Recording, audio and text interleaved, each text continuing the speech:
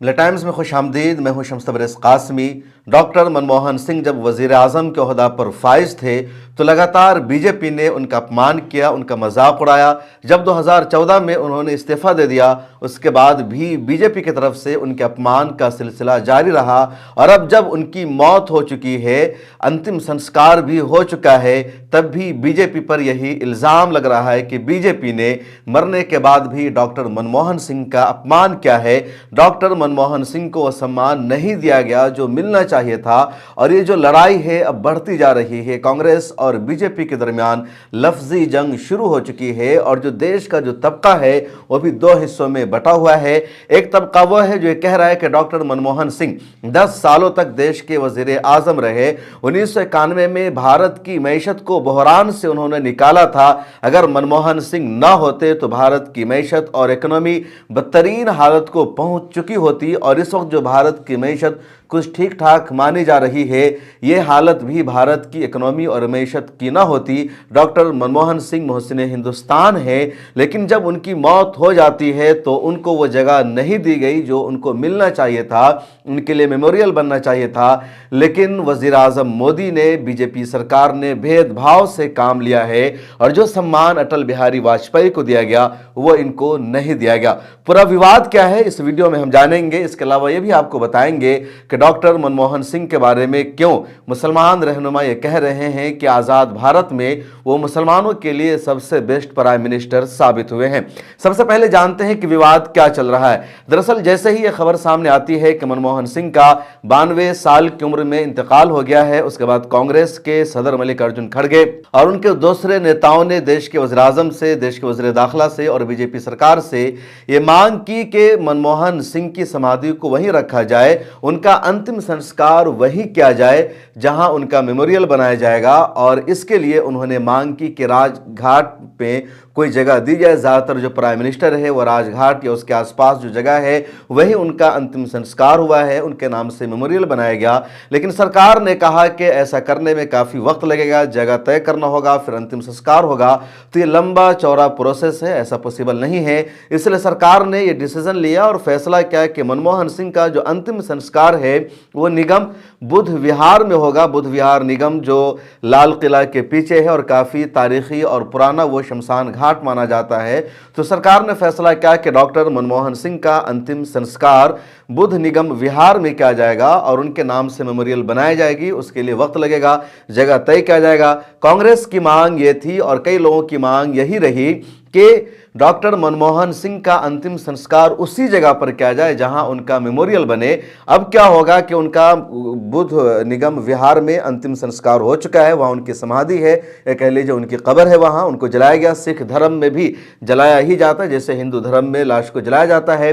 और एक दूसरी जगह पर ज़मीन अलॉट की जाएगी और वहां पर उनके लिए एक म्यूजियम बनाया जाएगा, एक स्मारक या कह लीजिए मेमोरियल की तामीर होगी। तो कांग्रेस की मांग ये थी कि उसी जगह पर उनका अंतिम संस्कार हो जहां मेमोरियल होगा।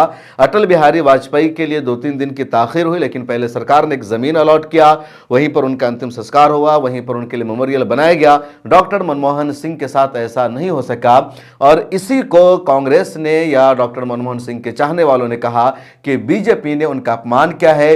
पूरी जिंदगी prime minister doctor Manmohan Singh का बीजेपी ने अपमान किया, उनको एक्सीडेंटल प्राइम मिनिस्टर कहा, उनको किसी का नौकर कहा, उन पर कई तरह का इल्ज़ाम लगाया, राहुल गांधी पर, सोनिया गांधी पर, सब पर इल्ज़ाम लगता रहा कि इन लोगों ने डॉक्टर मनमोहन सिंह को वो इज्जत नहीं दी जो उनको मिलनी चाहिए थी। वो रिमोट कंट्रोल थे, वो सच में प्राइम मिनिस्टर नहीं थे, ऐसा लगातार इल्ज़ाम लगता रहा और बीजेपी पर इल्ज़ाम लगता रहा कि वो प्राइम मिनिस्टर का अपमान नहीं करते थे। मनमोहन सिंह एक माइनॉरिटी कम्युनिटी से आते हैं, सिख समाज से आते हैं, इसलिए उनको इज्जत नहीं दी जा रही है। और जब उनकी मौत हो गई है 92 साल की एज में, तो बीजेपी ने उस जगह पर अंतिम संस्कार उनका नहीं कराया जहां पर उनकी मेमोरियल होनी चाहिए थी।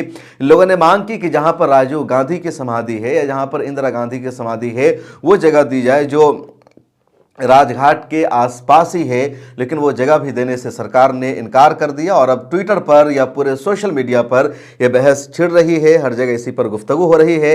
बहरहाल डॉक्टर मनमोहन सिंह का अंतिम संस्कार हो चुका है। उनके अंतिम संस्कार में देश के वज़ीर आज़म ने, देश के राष्ट्रपति ने, तमाम अहम रहनुमाओं ने, राहुल गांधी ने, सब ने शिरकत की और अंतिम संस्कार से पहले आज ही डॉक्टर मनमोहन सिंह की जो डेड बॉडी है उनको पहले कांग्रेस दफ्तर में रखा गया, वहाँ लोगों ने उनका अंतिम दीदार किया।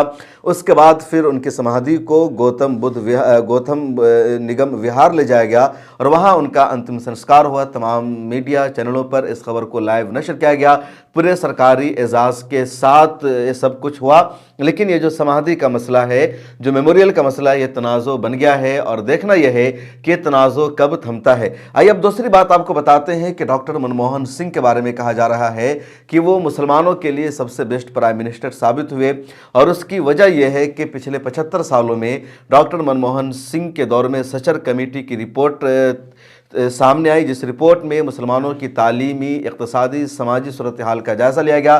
दरअसल साल 2006 में इंस्टीट्यूट ऑफ ऑब्जेक्टिव स्टडीज़ के एक डेलीगेशन ने डॉक्टर मंजूर आलम की क़यादत में डॉक्टर मनमोहन सिंह से मुलाकात की, बातचीत की और उनको बताया कि मुसलमानों की भारत में सूरत हाल क्या है, सिचुएशन क्या है और भारत में मुसलमानों की तरक्की के लिए, डेवलपमेंट के लिए ज़रूरी है कि एक डेटा तैयार हो, एक रिपोर्ट तैयार हो। उसके बाद जस्टिस सचर की निगरानी में कमेटी तश्कील दी गई और उस कमेटी ने सचर रिपोर्ट पेश किया, जिसमें आज़ाद भारत में मुसलमानों की जो पूरी सूरत हाल है उसका जायज़ा पेश किया गया। इस वक्त भारतीय मुसलमानों के पास अगर कोई डेटा है, कोई डॉक्यूमेंट है, तो वो वही सचर कमेटी की रिपोर्ट है और इसका सेहरा भी डॉक्टर मनमोहन सिंह को जाता है, आयुष को भी जाता है, डॉक्टर मंजूर आलम साहब को भी जाता है, जिन दोनों शदीद बीमार है और उन्होंने अपनी कोशिशों से इस काम को अंजाम दिया। कई और दूसरी तंजीमों ने भी इसके लिए जिद्दोजहद की। उसके अलावा आज़ाद भारत में पहली मरतबा माइनॉरिटी मिनिस्ट्री का जो क़याम अमल में आया, माइनॉरिटी मिनिस्ट्री जो तश्कील दी गई, वो साल 2004 में। 2004 से पहले भी कांग्रेस की सरकार रही भारत में, लेकिन माइनॉरिटी अफेयर्स की मिनिस्ट्री उस वक्त नहीं थी। साल 2004 में पहली मरतबा मुसलमानों और दूसरी अक़लियतों के फलाह बहबूद के लिए, उनकी तरक्की के लिए, उनके मसाइल के हल के लिए अलहदा एक मिनिस्ट्री का क़याम अमल में लाया गया, जिसको माइनॉरिटी अफेयर्स मिनिस्ट्री कहा जाता है, वज़ारत बराए अक़लियती उमूर। तो ये मनमोहन सिंह के दौर में हुआ। मनमोहन सिंह को इसका क्रेडिट जाता है। कई अहम लोग उसके मिनिस्टर रहे। सलमान खुर्शीद साहब अक़लियती उमूर के मिनिस्टर रहे, के रहमान खान मिनिस्टर रहे, के अंटोले मिनिस्टर रहे। बीजेपी की जब हुकूमत बनी तो बीजेपी के हवाले से खबर यही थी कि इस मिनिस्ट्री को ख़त्म कर दिया जाएगा, लेकिन ऐसा नहीं हुआ, बल्कि बीजेपी ने भी इस मिनिस्ट्री को बरकरार रखा। पहले मुख्तार अब्बास नकवी को, नजमा अब्दुल्ला को भी बनाया गया था, उसके बाद स्मृति ईरानी को इजाफी चार्ज दिया गया और इस वक्त ये जो मिनिस्ट्री है, जो मंत्रालय है, किरण रिजिजू के हाथ में है। कोई मुसलमान इस ओहदा पर फायज नहीं। वैसे किरण रिजिजू भी माइनॉरिटी समाज से आते हैं और उनका जो धर्म है वो बुद्ध मजहब के वो मानने वाले हैं। डॉक्टर मनमोहन सिंह ने मुसलमानों के ताल्लुक से कुछ ऐसा बयान भी दिया जिस पर बीजेपी ने हंगामा बर्पा किया। खासतौर पर उनका एक बयान था कि इस देश की संपत्ति पर, प्रॉपर्टी पर पहला हक मुसलमानों का है।